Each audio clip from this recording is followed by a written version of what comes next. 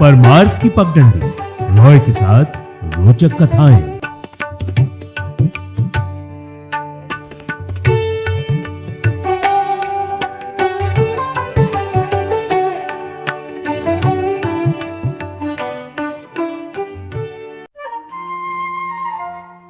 Royal FM पर रोचक कथाओं के साथ मैं हूं हाजिर और आप सबका स्वागत कर रहा है आपका अपना साथी रॉय। और आज की कथा इस खंड में है मौनी अमावस्या की। मौनी अमावस्या व्रत हर साल माघ महीने की अमावस्या तिथि को किया जाता है। धर्म ग्रंथों और शास्त्रों में इस अमावस्या का बड़ा ही महत्व बताया गया है। इस व्रत को करने से पितृ संतुष्ट और प्रसन्न होते हैं और घर में सुख समृद्धि और संतति की वृद्धि होती है। मौनी अमावस्या की सबसे बड़ी बात है कि ये माघ कृष्ण चतुर्दशी के अगले दिन आता है। माघ कृष्ण चतुर्दशी को शिवजी का विवाह माता पार्वती से तय हुआ था और अगले दिन मुनियों और देवी देवताओं ने भगवान शिव की साधना के लिए उनकी उपासना की थी। भगवान विष्णु ने देवी पार्वती के भाई बनकर उनके विवाह संबंधी कार्यक्रम में भाग लेना स्वीकार किया था। और इनसे सबसे अलग मौनी अमावस्या की कथा ये भी है कि सागर मंथन के समय जब असुर अमृत कलश लेकर भाग रहे थे, तब इसी दिन अमृत की चंद बूंदें छलककर प्रयाग सहित कई स्थानों पर गिर गया था। इसलिए मौनी अमावस्या पर प्रयाग सहित अन्य तीर्थों में स्नान करके दान पुण्य करने से कई गुना लाभ मिलता है। पौराणिक कथा के अनुसार प्राचीन काल में एक ब्राह्मण परिवार कांचीपुरी में रहता था। पति पत्नी दोनों ही धर्मात्मा थे और धर्म पूर्वक अपनी गृहस्थी चलाते थे। इनका नाम देवस्वामी था और उनकी पत्नी का नाम धनवती था। इनके 7 पुत्र और एकमात्र पुत्री थी जिसका नाम गुणवती था। जब गुणवती सयानी हुई तो देवस्वामी ने धनवती से कहा कि पुत्री के विवाह के लिए अब वर देखना चाहिए।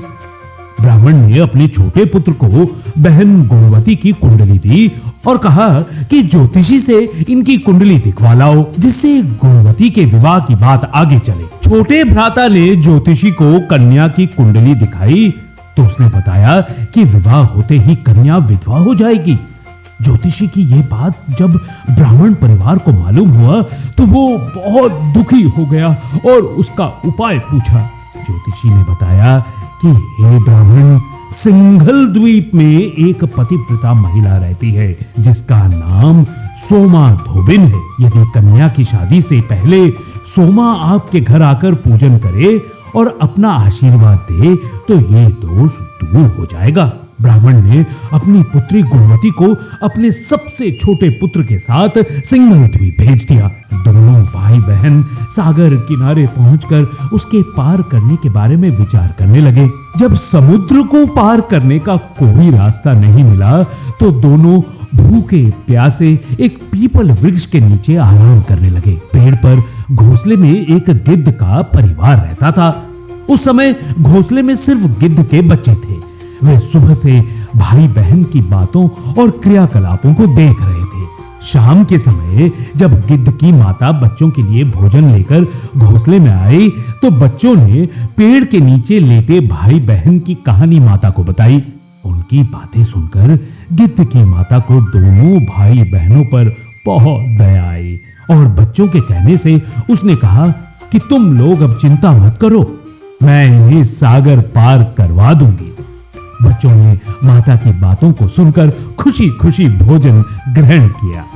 गिद्ध की माता बच्चों को भोजन करवाकर दोनों भाई बहनों के पास आई और बोली कि मैंने आपकी समस्याओं को जान लिया है, आप चिंता मत कीजिए, आपकी समस्या का निदान मैं कर दूंगी और आपको सोमा धोबन के पास पहुंचा दूंगी। गिद्ध की बातों को सुनकर दोनों भाई बहनों का मन आनंदित प्रफुल्लित हो गया और उन्होंने वन में मौजूद कंदमूल को खाकर रात काट ली। सुबह होते ही गिद्ध ने दोनों भाई बहनों को समुद्र पार करवा दिया और सिंघल द्वीप में सोमा धोबिन के घर के पास पहुंचा दिया। गुणवती सोमा धोबिन के घर के पास छुप कर रहने लगी।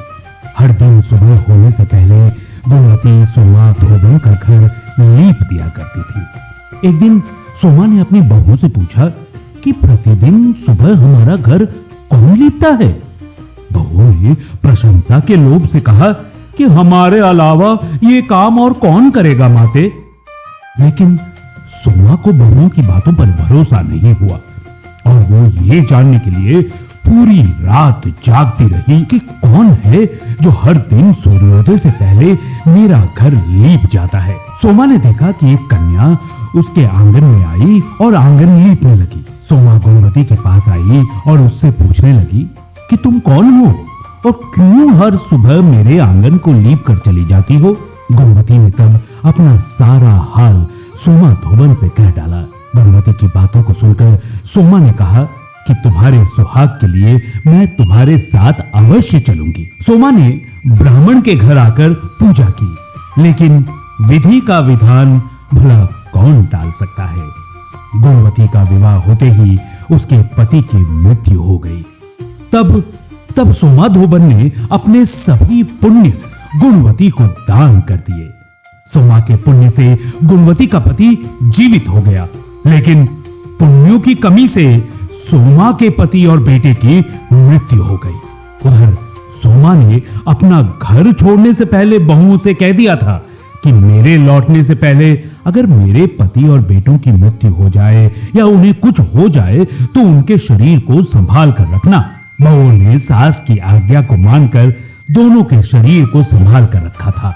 उधर सोमा ने सिंगल द्वीप लौटते हुए रास्ते में पीपल के वृक्ष की छाया में भगवान विष्णु जी की पूजा कर 108 बार पीपल वृक्ष की परिक्रमा की।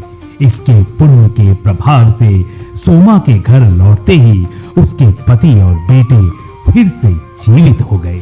एक अन्य मान्यता के अनुसार मौनी अमावस्या के दिन ही मनुष्य को धरती पर लाने वाले प्रथम मनुष्य मनु ऋषि का जन्म हुआ था। मनु ऋषि के नाम से भी इस व्रत का नाम मौनी अमावस्या हो गया।